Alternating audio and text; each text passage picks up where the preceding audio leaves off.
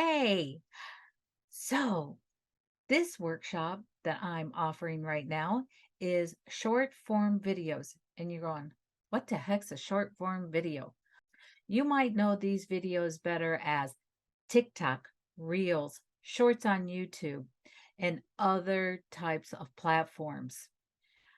I want to show you how you can quickly and easily make these all in one software so that you don't have to go from software to software making it on their templates because a lot of times their templates are very clunky to use.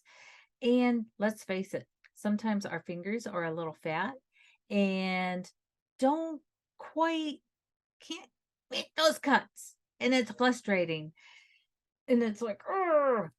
So I'm going to teach you some simple, easy ways to make your own short form videos here at Weezy so that you can go ahead and make your own. And you might be saying, Weezy, I don't know how to make videos. I am not a videographer.